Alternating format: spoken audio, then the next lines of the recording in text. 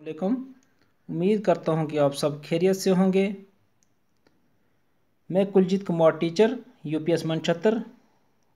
तो आज हम पढ़ने जा रहे हैं क्लास 8 सब्जेक्ट जो है उर्दू है। इसका 16वां चैप्टर जो है चैप्टर नंबर 16 नज़म जो है एक हमारी तारीख है, ये पढ़ेंगे। इसके पहले नज़म पढ़ने से पहले हम क्या करते हैं, इसके अल्फाज मानी जो है वो पढ़ते हैं। ठीक है। धमक, जोश, जज्बा, चमक। धमक क्या होता है? जोश, जज्बा, चमक। लाले, लाले क्या होता है? एक किस्म का सुर्ख फूल जिसके अंदर स्याह दाग होता है। ठीक है। तहमत क्या होता है? तहमत होता है इल्ज़ाम, किसी के ऊपर तहमत लगाना, कोई इल्ज़ाम। दिल जोई क्या होता है? दिल जोई क्या होता है? तसल्ली, दिल रखने की बातें करना। ठीक है। तस्कीन की बातें करना। दिल जोई, ठीक है। दिलदारी क्या होता है? तस्कीन, तशफ़ी, दिल रखना, मोहब्बत से पेश आना। ठीक है, एक जैसा बोल सकते हो इसमें आप। अखलूत क्या होता है? भाईचारा। अशांति क्या होता है? आश्ती, सॉरी, आश्ती। आश्ती क्या होता है? दोस्ती, सलाह, अमन। अहिंसा क्या होता है? अदम तशद्दुद, जुल्म व ज्यादती न करना। ठीक है। दहर क्या होता है? ज़माना, दुनिया। मुकाबल क्या होता है? सामने वाला, बराबरी करने वाला। ठीक है।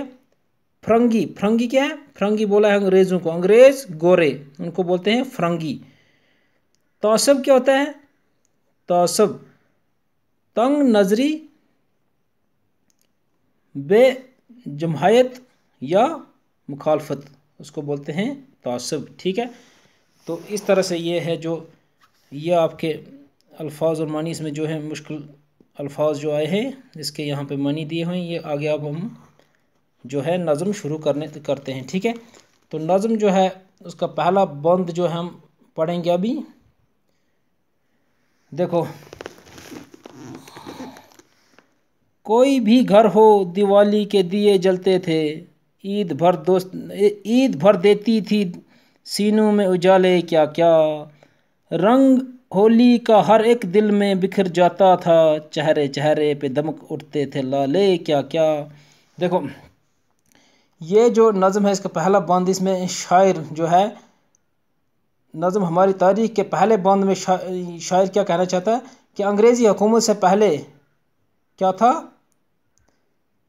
घर घर में बगैर किसी तासुब के दिवाली और जो है होली, दिवाली के त्यौहार और दिए जलाए जाते थे।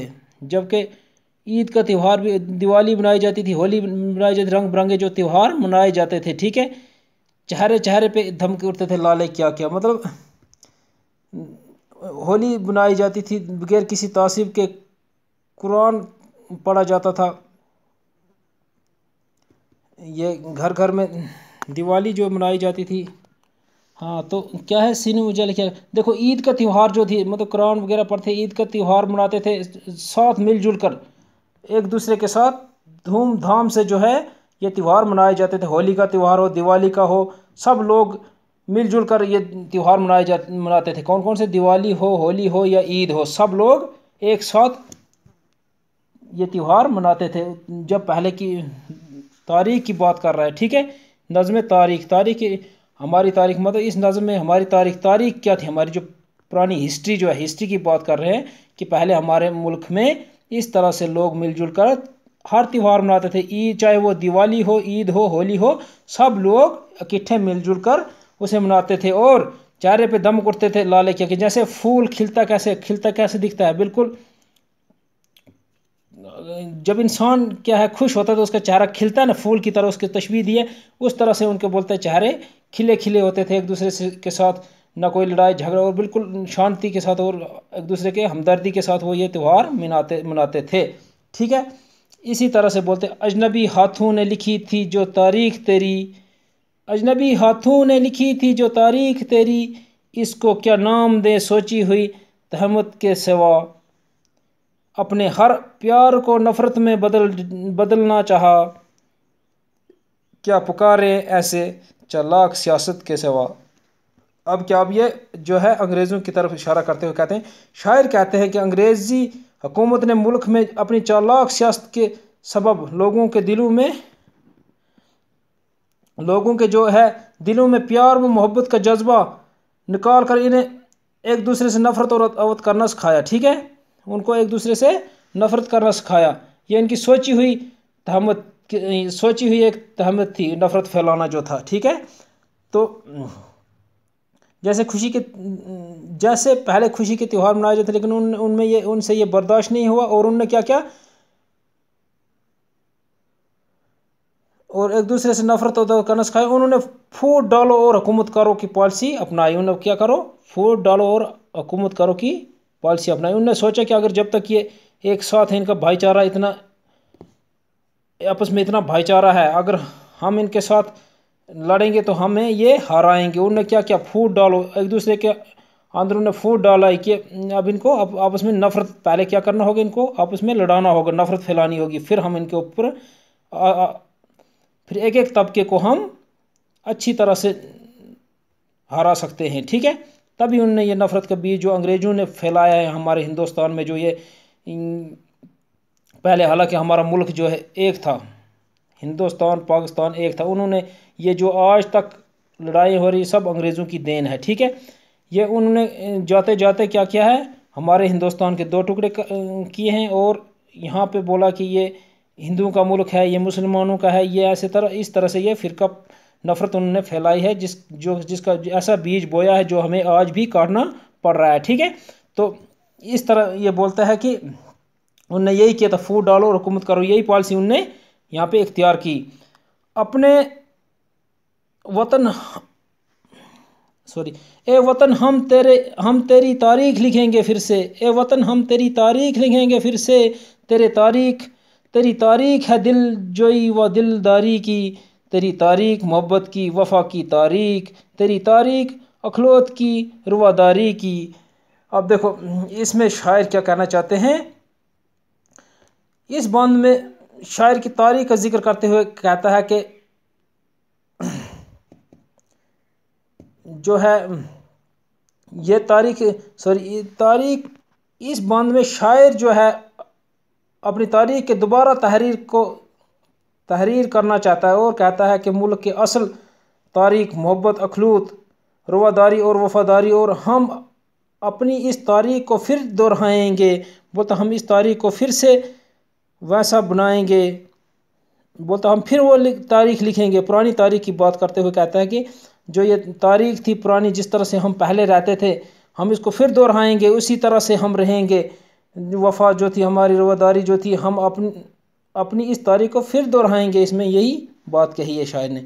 इसमें क्या, आप देखो, तेरी तारीख है कुरान का गीता का वर्क, तेरी तारीख है कुरान का गीता का वर्क, आश्ती अमन अहिंसा के उसूलों का सबक, धैर्य से अपना मुकाबल कोई अब तक ना उठा, धैर्य से अपना मुकाबल कोई अब तक ना उठा, कोई गौतम कोई चश्ती कोई नानक ना उठा। देखो इसमें बहुत अच्छी बात की है शायर। इसमें कहता है, इस बांध में शायर की तारीख का जिक्र करता है, और कहता है कि हमारी तारीख मुश्तरका तहजीब पर मबनी थी, जिसका हिस्सा कुरान करीम पढ़ने वालों में थे और गीता पढ़ने वालों में। ठीक है, उसमें पुराने मतलब इसमें क्या था, लोग कुरान भी पढ़ते थे, गीता का वर्क करते थे। कुरान जो है जो मुसलमानों की मजहबी किताब है, और गीता जो है हिंदू की मजहबी किताब है। ठीक है, तो इसी तरह शायर कहता है कि जो ये कुरान पढ़ने वाले और जो गीता पढ़ने वाले भी थे, वो क्या कहते हैं, वो तहजीब हमारी जो थी, यही तारीख, और इसमें क्या था, यानी ये हिंदू मुसलमान की मुश्तरका तहजीब तारीख थी। क्या थी, हिंदू मुसलमान की मिलजुल कर वो काम करते थे, हर कोई अपने अपने हिसाब से अपना मजहब मनाता था। यानी ये मुसलमानों की मुश्तरका तहजीब थी, जो अब आश्ती और अहिंसा का सबक देती है। बकूल शायर दुनिया में हमारे मुकाबले में कोई दूसरा गौतम, चिश्ती या नानक जैसा पैदा नहीं हुआ। बकूल शायर कहता है कि अब हमारे इसमें हमारी जो है दुनिया में अब जैसे ये बहुत पॉपुलर, बहुत बड़े हस्तियां रही हैं। गौतम बुद्ध जो है, जैसे उन्होंने पूरी कायनात को छोड़ा था, सिर्फ तपस्या जो थे वो, या बोल सकते पीर फकीरी अपनाई थी उन्होंने। गुरु नानक देव ऐसे से चिश्ती जो बड़े बड़े ऐसे पीर फकीर रहे हैं, उनकी बात करते हैं यहाँ पे कि। तो अब हम पढ़ेंगे अभी। आज आज़ाद हैं हम, जहन हमारा आज़ाद, तंग जज्बात के घेरे से निकल आए हैं, जो फरंगी की सियासत ने कभी बोए थे, उस तासुब के अंधेरों से निकल आए हैं। एक है अपना वतन, एक ज़मीं, एक हैं हम, एक हैं फ़िक्र व अमल, एक यकीन, एक हैं हम, कौन कहता है कि हम एक नहीं, एक हैं हम। इसमें देखो दूसरे जो इसमें बांध में कहा है, आज आज़ाद हैं हम। देखो शायर इस बांध में कहता है कि अंग्रेज़ों से आज़ादी हासिल करने के बाद लोग आज़ाद हैं, इनके जहन आज़ाद हैं और अंग्रेज़ों के सियासत के